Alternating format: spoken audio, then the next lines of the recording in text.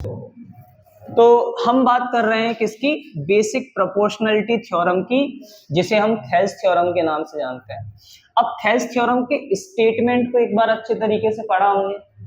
Thales theorem का statement क्या कहता है कि if a line drawn parallel to one side of a triangle, तो ट्राइंगल में तीन साइड्स होती हैं अपने पास, हम उन तीन साइड में से किसी भी एक साइड के पैरेलल अगर एक लाइन ड्रॉ करते हैं तो मेरे पास ये तीन साइड्स हैं, एक, दो और ये तीसरी साइड।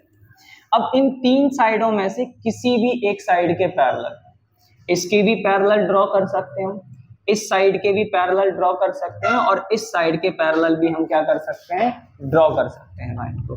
तो मैंने इस वाली साइड के पैरेलल एक लाइन ड्रॉ की।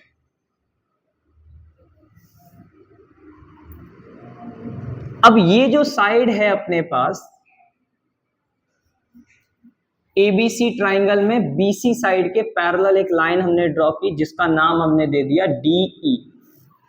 ये डीई जो है वो क्या है, बीसी के पैरेलल है, ये हमारे पास गिवन है। If a line drawn parallel to one side of a triangle intersect, ठीक है।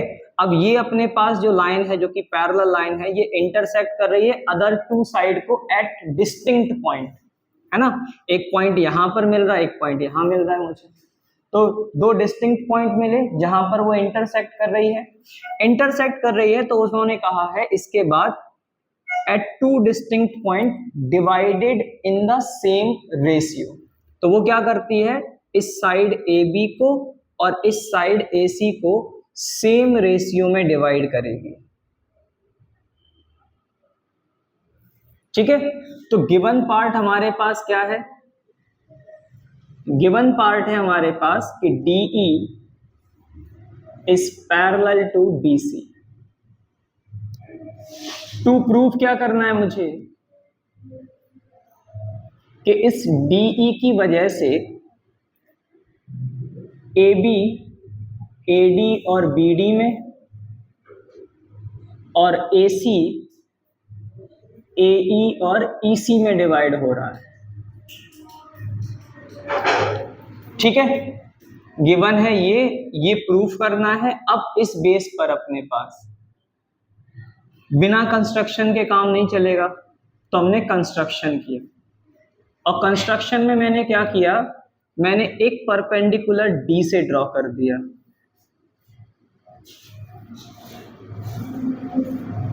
ठीक है। एक परपेंडिकुलर मैंने E से ड्रॉ कर दिया, ठीक। तो E से मैंने परपेंडिकुलर ड्रॉ किया F, D से परपेंडिकुलर ड्रॉ किया G, ठीक है। ये परपेंडिकुलर ड्रॉ कर दिया। साथ ही साथ मैंने क्या किया, D से C को ज्वाइन किया और E से B को ज्वाइन किया। अच्छा, अब अपने पास यहाँ पर पार्ट देखते हैं हम कि क्या क्या पार्ट हमारे पास बन रहे हैं। तो मैंने यहां पर देखा कि DECB,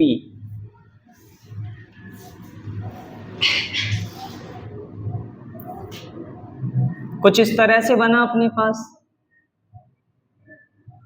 है ना। DECB अपने पास इस तरह से बन रहा है। अच्छा, अगर DE, मैंने पहले ही बता रखा है कि DE और BC ये दोनों लाइनें कैसी हैं, पैरेलल हैं। ये अपने पास गिवन पार्ट है स्टार्टिंग में, तो इसका मतलब DECB एक ट्रेपेजियम की तरीके से काम कर रहा है ना। ट्रेपेजियम की यही तो प्रॉपर्टी होती है अपने पास कि वन पेयर कैसा होना चाहिए, पैरेलल होना चाहिए। अब अगर अपने पास दो लाइनें पैरेलल हैं, तो पैरेलल लाइनों के बीच में हम जितने भी ट्राइंगल्स फॉर्म करते हैं, जितने भी ट्राइंगल्स फॉर्म कर सकते हैं, वो सारे के सारे ट्राइंगल्स का एरिया कैसा होगा, इक्वल होगा, अगर उनका बेस सेम हो तो, ठीक है। तो मैंने यहां से देखा कि एक ट्राइंगल है BDE और एक ट्राइंगल है DEC। तो ये दोनों ट्राइंगल्स के जो एरिया होंगे वो कैसे होंगे, इक्वल होंगे। और क्यों है अपने पास, क्योंकि एक ही बेस DE पर बने हैं और साथ ही साथ सेम पैरेलल लाइंस के बीच में है। अच्छा, इसका रीजन भी समझ लेते हैं कि क्यों आखिरकार इनका एरिया इक्वल है। लाइनें अगर पैरेलल हैं तो उनके बीच की डिस्टेंस ऑलवेज कैसी रहेगी, सेम रहेगी। अब ट्राइंगल का एरिया क्या होता है, 1/2 बेस इंटू हाइट, यही हमने पढ़ा है। तो बेस हमारे पास दोनों के लिए DE है, और अगर लाइनें पैरेलल हैं तो उनके बीच की डिस्टेंस ऑलवेज सेम रहेगी।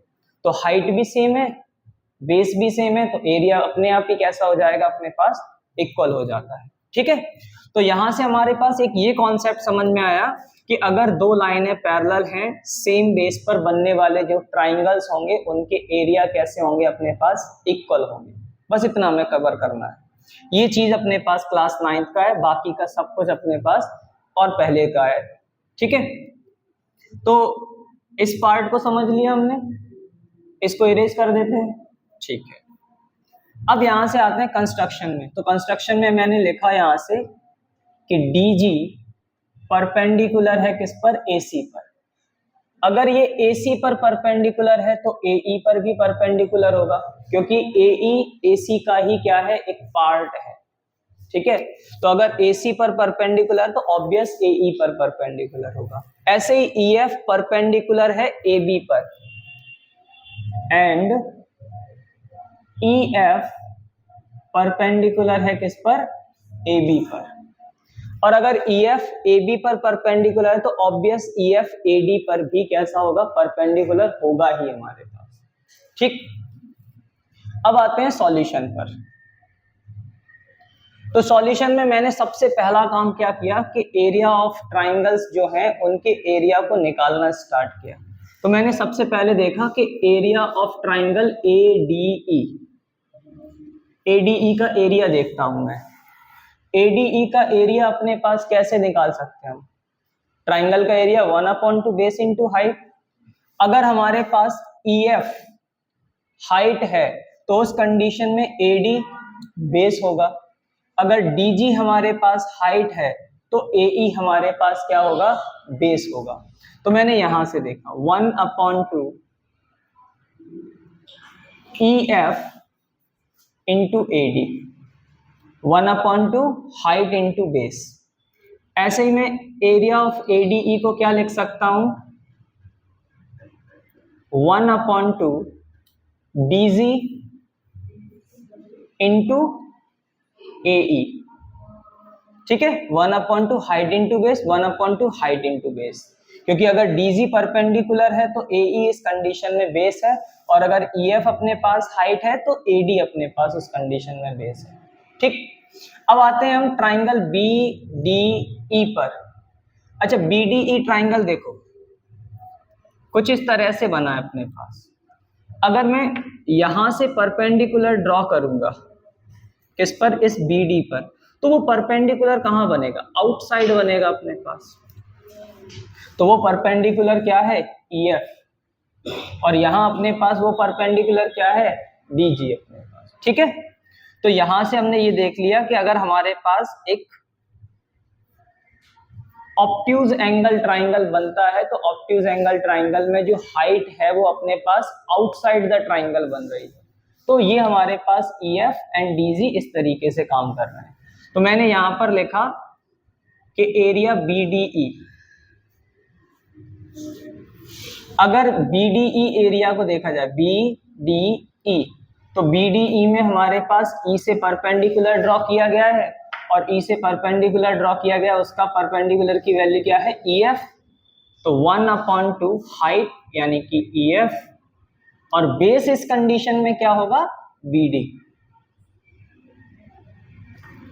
अब सिमिलरली अगर हम एरिया CDE फाइंड करें तो वही सेम 1/2 हाइट DG,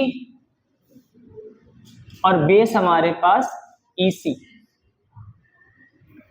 ठीक है, अब यहां से क्या मैं ऐसा लिख सकता हूं, एरिया BDE किसके इक्वल होगा, एरिया CDE के। और ऐसा मैं क्यों लिख रहा हूं, अभी हमने रीजन बताया था कि अगर हमारे पास बेस सेम है और बिटवीन सेम पैरेलल्स है तो लाइन, तो एरिया अपने पास ट्राइंगल्स के कैसे होते हैं, इक्वल होते हैं। तो मैंने यहां रीजन लिख दिया, on same base DE and between same parallels, ठीक है। और सेम पैरेलल्स क्या है, DE पैरेलल BC। तो सेम बेस और सेम पैरेलल लाइन होने की वजह से हमारे पास इन ट्राइंगल्स के एरिया कैसे होंगे, इक्वल होंगे। अच्छा, अगर ये दोनों ट्राइंगल्स के एरिया इक्वल हैं तो इनके रेसिप्रोकल्स भी तो इक्वल होंगे। अगर x और y इक्वल है तो 1/x और 1/y भी इक्वल होते हैं। तो मैंने यहां पर इनका क्या किया, रेसिप्रोकल किया। तो मैं लिख सकता हूं 1/area BDE इक्वल होगा 1/area CDE, ठीक है। फिर मैंने क्या किया, मल्टीप्लाई किया। और किससे मल्टीप्लाई किया, एरिया ADE से। तो यहां क्या हो जाएगा अपने पास, एरिया ADE अपॉन में क्या आ जाएगा, एरिया BDE। यहां क्या है, एरिया ADE। और यहां क्या हो जाएगा, एरिया CDE या DE से, उससे कोई फर्क नहीं पड़ता है ना। अब एरिया ADE की प्लेस पर मैं ये वाला लिखूं वैल्यू या ये वाली वैल्यू लिखूं, ये किस पर डिपेंड करेगा, इस एरिया BDE पर डिपेंड करता है। तो सबसे पहले हम क्या करेंगे, एरिया BDE और एरिया CDE की वैल्यू रखेंगे। एरिया BDE की वैल्यू क्या है, 1/2 EF इंटू BD। तो 1/2 EF इंटू BD,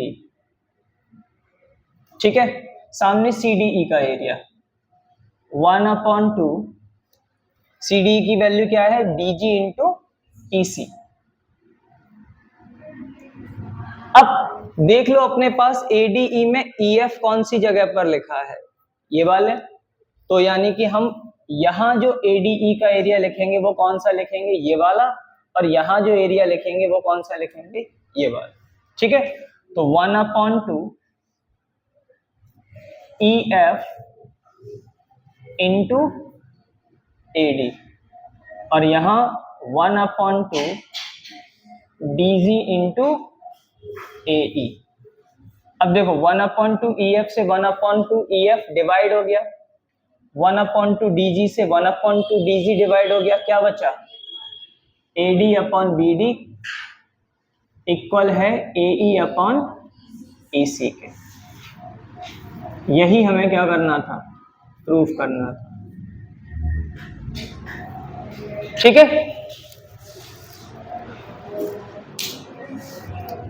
तो एक बार देखो, बेसिक प्रोपोर्शनलिटी थ्योरम में हमने क्या पढ़ा था कि किसी ट्राइंगल में अगर हम किसी भी एक साइड के पैरेलल एक लाइन ड्रॉ कर रहे थे, ठीक है, तो वो क्या कर रही थी, उसने पास वो लाइन अपने पास बाकी की दोनों साइड्स को सेम रेशियो में डिवाइड कर रही है।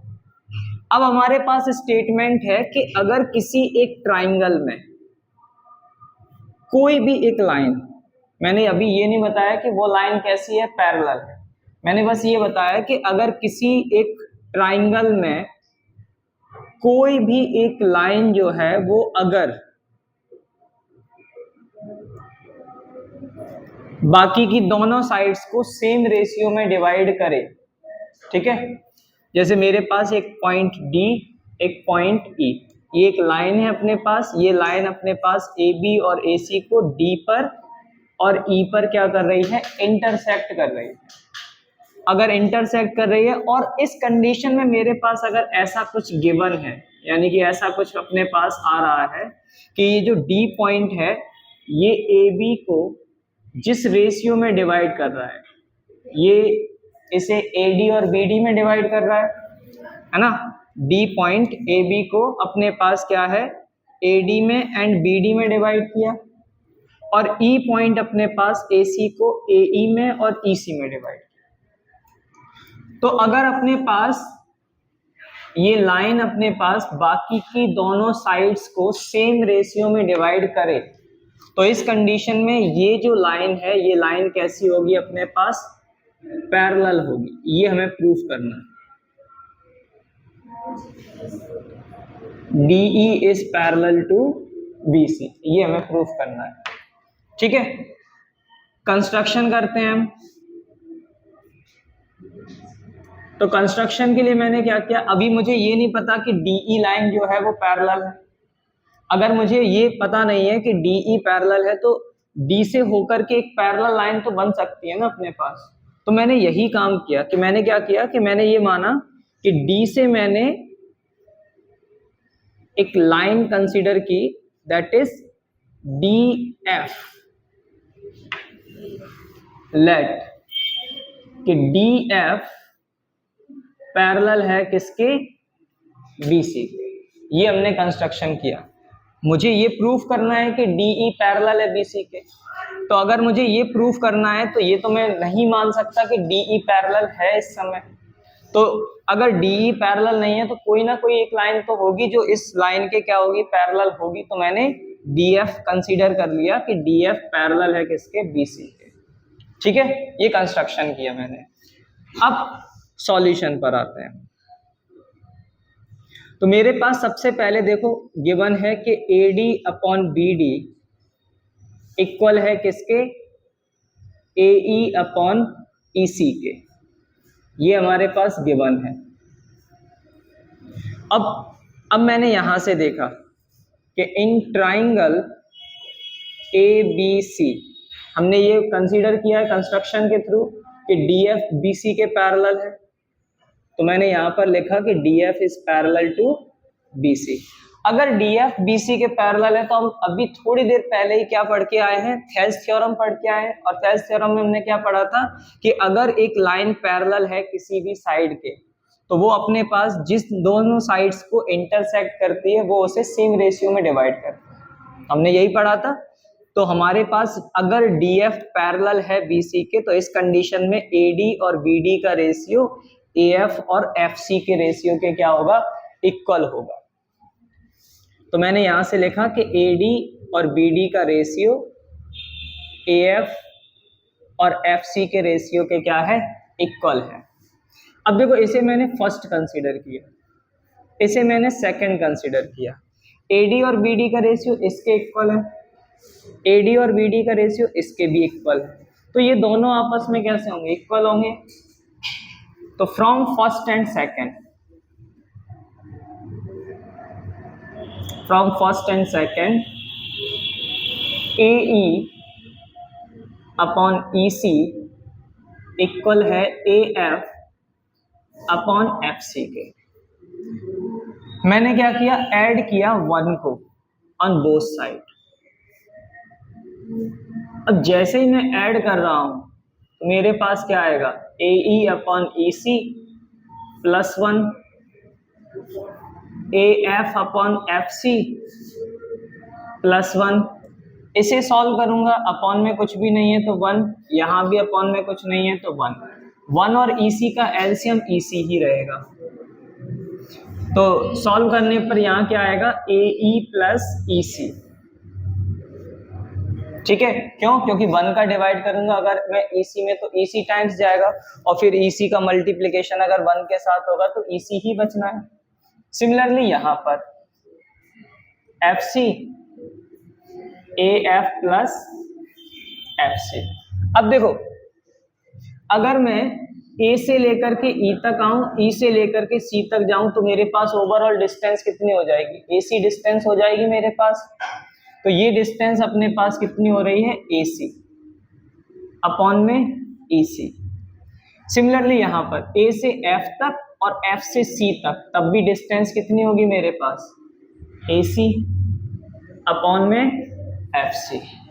ठीक, क्रॉस मल्टीप्लाई कर दिया मैंने, AC इंटू FC और AC इंटू EC। AC से AC यहां पर डिवाइड हो गया, क्या बचा मेरे पास, FC इक्वल EC। अच्छा C से, अब ये स्टेटमेंट क्या कह रहा है अपने पास, ये स्टेटमेंट यही तो कह रहा है कि C से लेकर के E तक की डिस्टेंस एंड C से लेकर के F तक की डिस्टेंस, दोनों डिस्टेंसेस सेम है अपने पास। अगर C से E की डिस्टेंस और C से F की डिस्टेंस सेम है और एक ही लाइन पर है वो पॉइंट्स, तो ये इसका मतलब क्या है कि E और F दो डिफरेंट पॉइंट नहीं हो सकते, एक ही पॉइंट हो सकता है। तभी अपने पास ऐसा होगा कि C से E की डिस्टेंस एंड C से F की डिस्टेंस कैसी होगी, इक्वल होगी। तो यहां से मैं कह सकता हूं कि E and F are same point. और अगर E और F सेम पॉइंट है तो जो हमने लिखा था यहां पर कि DF पैरेलल है BC के, तो E और F सेम है, तो इसका मतलब DE भी कैसा होगा, पैरेलल होगा। सो DE parallel BC, hence prove. अब देखो, आज ये दोनों थ्योरम्स एक बार फिर से कंप्लीट कर लेना, ठीक है। और इसके बाद अपने पास इससे रिलेटेड जो क्वेश्चंस हैं बस वो क्वेश्चंस कराएंगे।